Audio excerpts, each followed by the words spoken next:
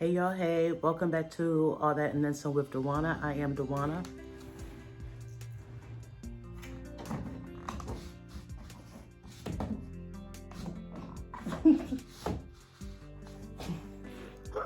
Hold on. All right, I'm back. I don't have very long. My grandson is asleep. I didn't get to make my story time last week because I've recently some things are going on in my life, but I want to get on here real quick to say hey, and give you a quick little story time. If you don't know what my page is about, what I do here is I tell stories from my past that made me the lady I am today. It made me the lady that God has always seen me to be, day by day, month by month, year by year, until I meet him in the heavenly skies. And my one goal is to get souls to the kingdom, and I do that by telling stories from my past, and I do that by using the word of the day. So let's get into the word of the day. The word of the day is chivvy. What it means is to tell someone something repeatedly. So I believe in my last video, you might see some movement over here. He might wake up and I might have to stop it. But in my last video, I talked about the fact that my kids were getting on my nerves. It was too hard for me to really do a video about that because I felt like I would be on here crying and I really didn't want to be doing all that. So I'm actually trying to write that right now. I'm in the process of writing it. I'm like 6 paragraphs in.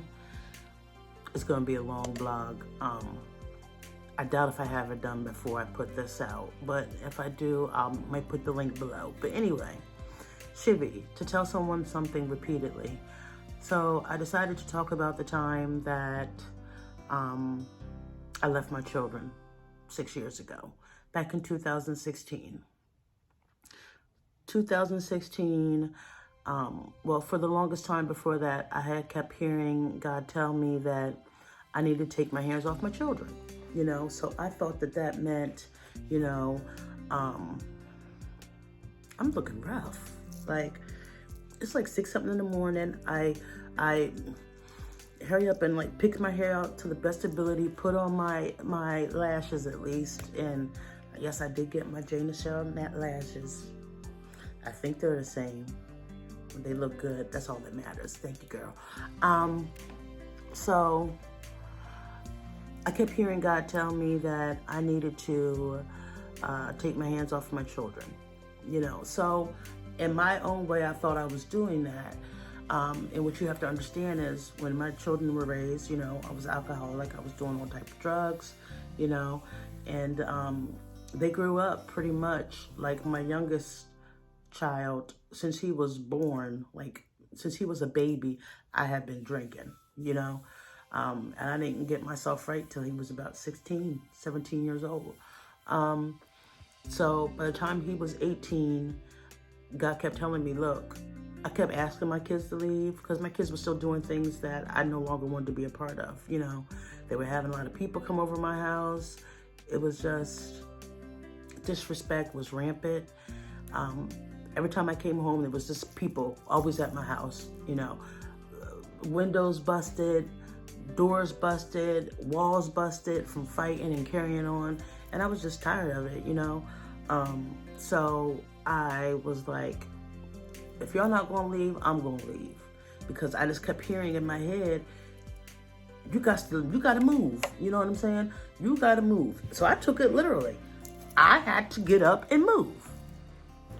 And that's what I did. I'll be back. All right, I had to go get some lip gloss or something from my lips.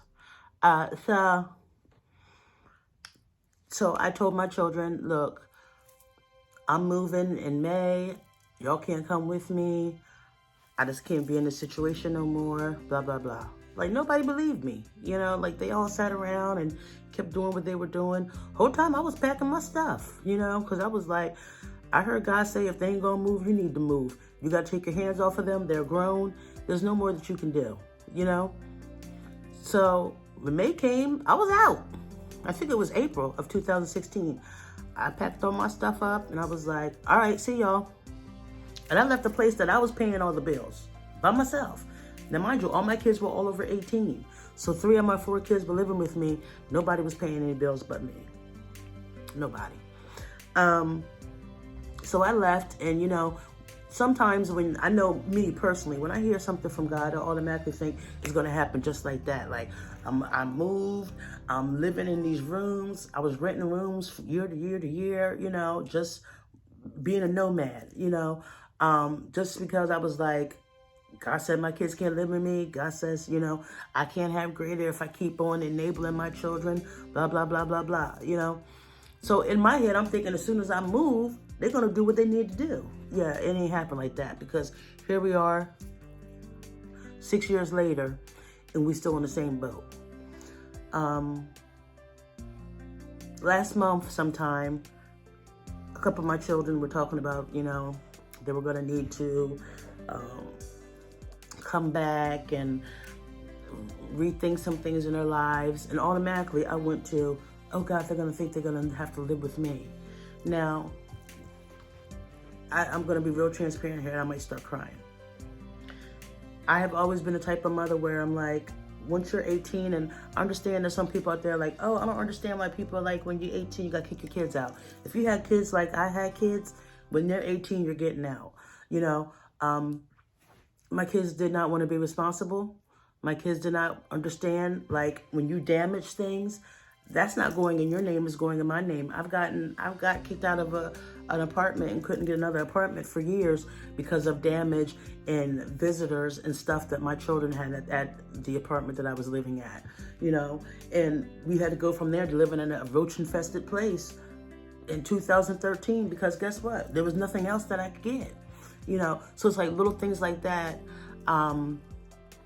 And I've never been that type of mom, so I felt like if you were going to be respectful, do what I want you to do, and still follow the rules that go along with this house, we could have all lived copacetically, but that wasn't happening with my kids, because I raised my kids that way. You understand? I raised my kids seeing me drinking, smoking weed, and then when they got old enough, doing it with them, So in their head, they looked at me as a friend, and, what you got to do for your friend? I still see that in a lot of them, and when they were talking about getting their lives together and stuff, automatically I went to, oh my God, they're going to have to live with me. And I went in full breakdown mode. Like, because all I kept hearing was, if you let your kids back, you're going to lose some things if you let them back. And I've come way too far to lose anything. Because I feel like if I lose one thing, I'll go off the deep end, So, I mean, it was bad enough to where I was at work, I went on lunch break, and I had to call my first lady and just like cry. And I'm the kind of person where you don't know none of my business, unless I tell you. So for me to do that, it was very eye-opening for me, telling me that I need, there's some things I need to do. And in all honesty, a lot of things that have held me back have to do with my children. My kids are from the ages of 24 to almost 29. And like I said, I thought that God would have, they will all be set, they will all be doing so much better than me at that age. And more often than not, they're not, And some of them, I see so much of me that I don't even like being around them, to be honest. And that's my own kids, So, but I still hear God chivvying me on a daily basis, telling me, you got work to do. And your work that you're doing, that you think you're out here helping people and bringing people to me, and you keep wondering, why is this work, if this touches somebody and somebody leaves me a comment, or somebody texts me or messages me and says, I really understand what you're going through, I've been there, this, that, and then I'm second guessing myself, because I say the same things to my kids, and it's like in one ear and out the other. So I've come, God has made it clear to me, my life and my words and my stories and my testimony, it ain't meant for my kids, And that's the hardest thing to think, that all that I've done and all that I've overcome, I want to be the beacon. You know what I'm saying? I want to be the one that my kids say, man, my mom went from this to this. I can do that. And I don't have to be 40 years old when I do it, you know?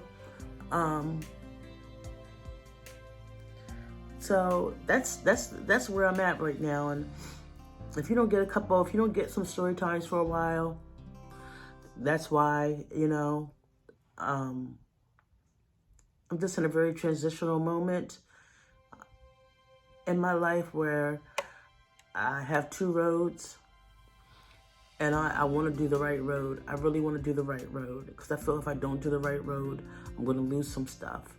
But it's hard when it comes to your children, you know? They're yours, and you're supposed to take care of them. And, you know, that's another thing. In society, why is it that it's automatically a mandate that we want to take care of our kids? We want our kids to move in. Oh, you don't got nowhere to stay? Come on and move in with me. Oh, I don't care that you're drunk. Oh, I don't care that you curse all the time. Oh, I don't care that you do this, that. Come on. Why is that okay? It's not. It's not. But that's where I'm at right now. And we're gonna see how it goes. I'm gonna tell you what, I'm tired of God chivvying me all the time. I'm tired of him telling me this stuff all the time. I'm tired of hearing it in my head. Sometimes I think I'm imagining it. Like, am I making this up? No. And I started going to a Christian counselor, and that has really helped. And I'm going to continue to do that.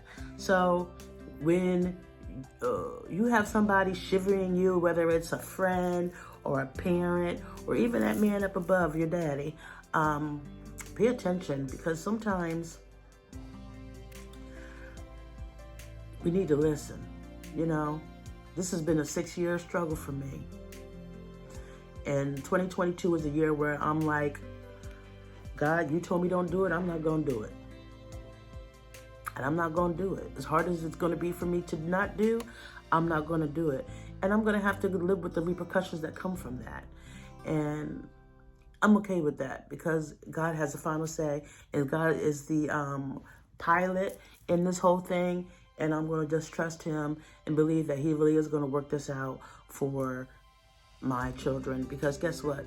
Things don't happen in our time. Things happen in God's time. And God's time is nothing like our time. And I've really come to that conclusion, because it's been 6 years, and I'm like, it's 6 years, and every year don't be seen to get better. So, you know, I got to try something new. All right, that's all I got. I went too long. I went too freaking long. I don't know, went too freaking long. If you like what you saw, please make sure you hit the subscribe button, like, follow, leave me a comment. Let me know if you're like me, if you've been in situations like me, if you know people have been in situations like me, and you give me some good words of wisdom, you know, give me a little pep talk, because, you know, sometimes a girl needs it. If not, stay tuned. Next week, I'll be back with another clothes haul. And until then, I love you guys, my Shapapa girls. I love you. Hope to see you next week. Remember, ladies, you're all that and then some. All right? Bye-bye. Mason, you want to say bye? He's trying to figure out if he want to go back to sleep or not. I don't know. Bye.